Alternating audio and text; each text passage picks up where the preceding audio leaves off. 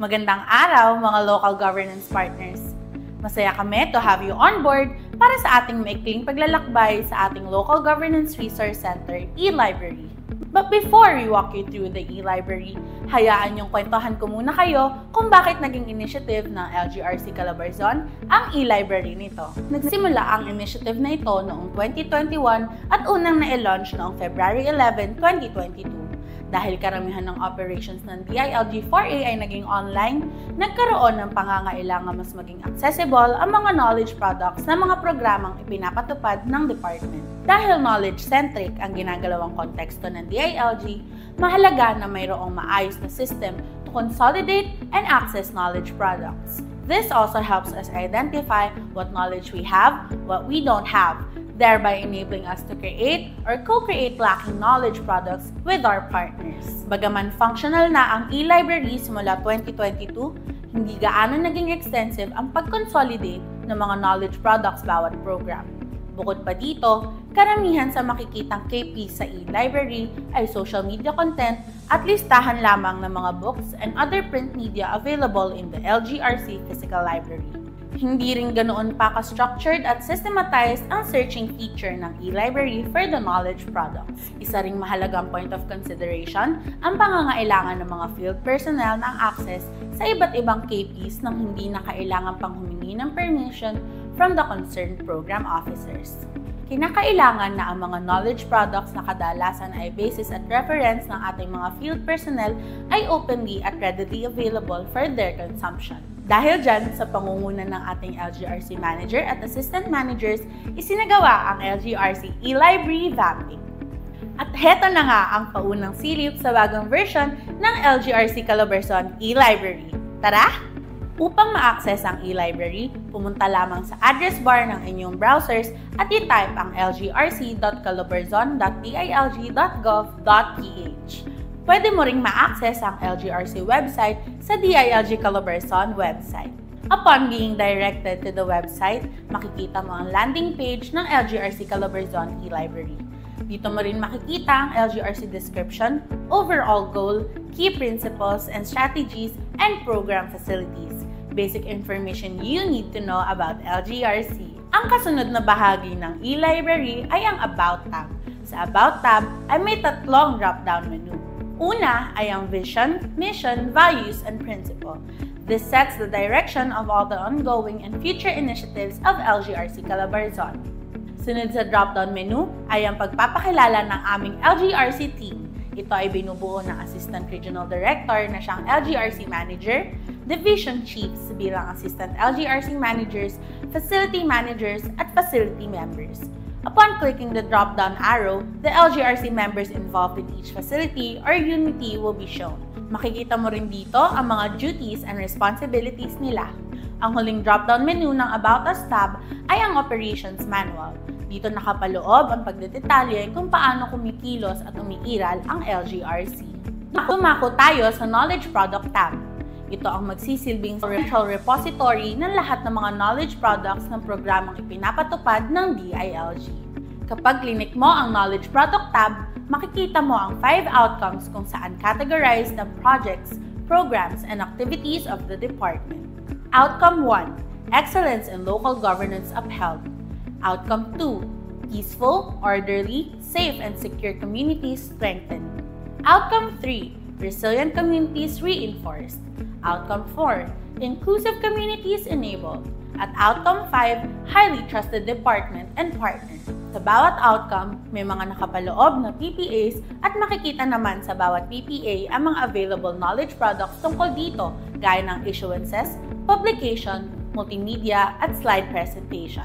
Halimbawa, if you want to know more about the barangay newly elected officials o mas kilala bilang Bineo, i-click lamang ang Outcome 1, Excellence in Local Governance Upheld. Sa outcome na ito, nakapaloob ang Bineo. I-click lamang ito. Upon clicking, you will see 4 buttons corresponding to the 4 categories of our knowledge products. Number 1, Publication.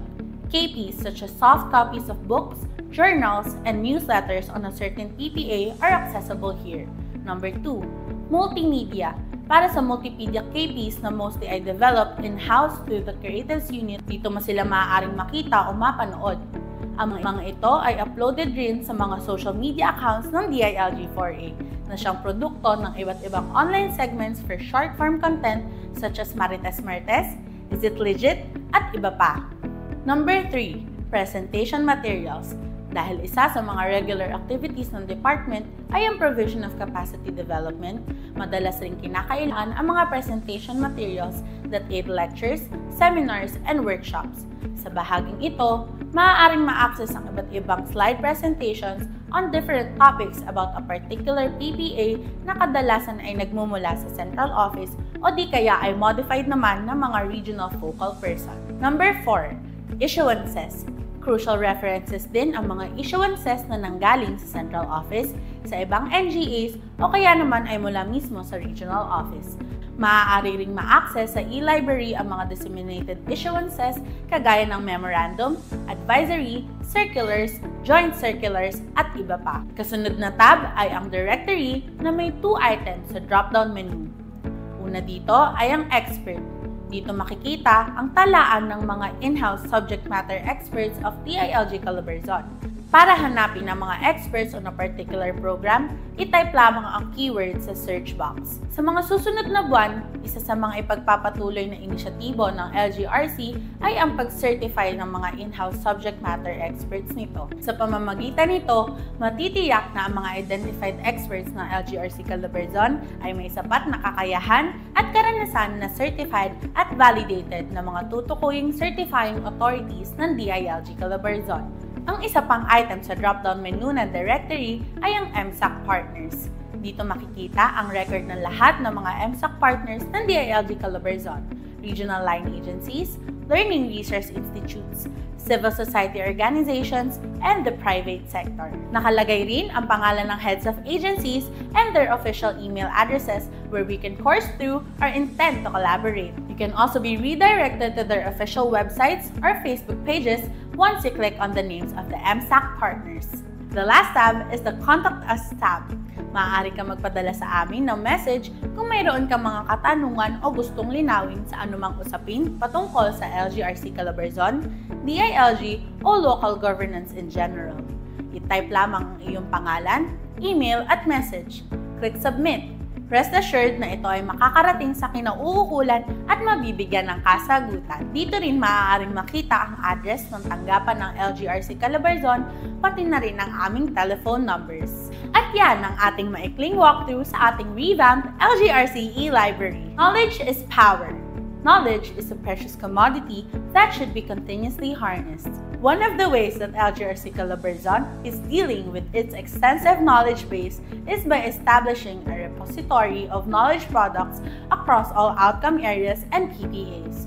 In this way, we take into account the KPs we have and the ones we don't. It tells us what more do we need and what knowledge gaps we need to fill in. Through this repository, we are also providing open access to these knowledge products bearing crucial information for the LGUs and for the DILG personnel.